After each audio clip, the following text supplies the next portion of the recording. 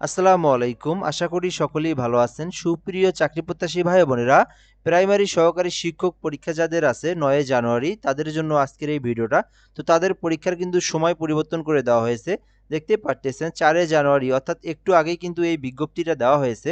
তো আপনারা এই বিজ্ঞপ্তিটা যদি সম্পূর্ণটা পড়ে দেখাই আমি, আপনারা যদি দেখতে পারেন শেষ পর্যন্ত, তাহলে কিন্তু আপনি জানতে পারবেন যে সময়টা কখন পরিবর্তন করে দেওয়া হয়েছে এবং আপনারা কখন পরীক্ষা দিতে যাবেন।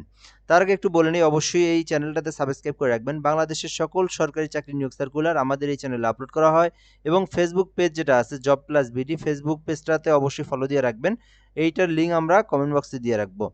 তো এখান থেকে দেখতে পারতেছেন ৪ জানুয়ারি এই বিজ্ঞপ্তি যেটা দেওয়া হয়েছে, বিষয় সরকারি প্রাথমিক বিদ্যালয়ে সহকারী শিক্ষক নিয়োগ ২০২৫-এর লিখিত পরীক্ষার সময় পরিবর্তন।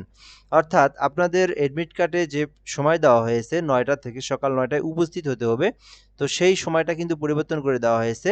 পরীক্ষাটা কিন্তু বিকালে নেওয়া হবে। আপনারা দেখতেই পারতেছেন। এটা আমি সুন্দর করে পড়ে দেখাবো এবং আপনারা দেখবেন এবং বোঝার চেষ্টা করবেন।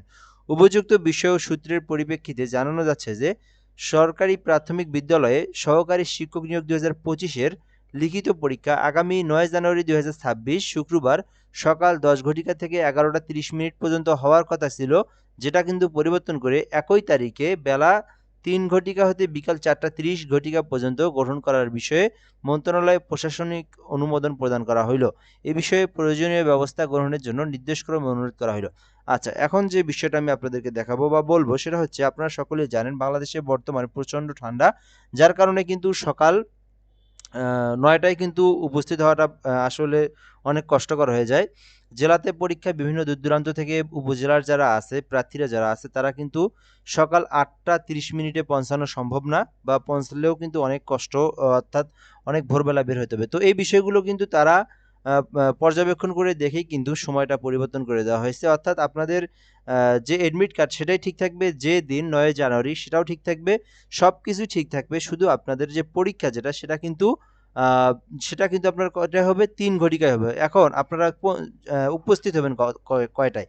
তো ওই আপনারা উপস্থিত হবেন ২টা ৩০ মিনিটে। আপনারা ২টা ৩০ মিনিটে যেন আপনারা একদম আপনাদের যে কেন্দ্র দেওয়া আছে, এডমিট কার্ডে যে কেন্দ্র দেওয়া আছে, যে প্রতিষ্ঠানের নাম দেওয়া আছে, সেখানে প্রয়োজনে আপনারা ২টায় উপস্থিত হবেন। প্রয়োজনে আপনারা ২টা ১০-২০ এর মধ্যেই উপস্থিত হওয়ার চেষ্টা করবেন। তাহলে কিন্তু আপনারা যথাসময়ে পৌঁছবেন। তো আপনারা সেই অনুযায়ী, সেই সময় অনুযায়ী আপনারা ২টা হাতে ধরে নিয়ে আপনারা আপনাদের বাড়ি থেকে বের হবেন। অর্থাৎ আপনারা আপনাদের মনে করবেন যে ২ টায় আপনাদেরকে প্রতিষ্ঠানে উপস্থিত হতে হবে।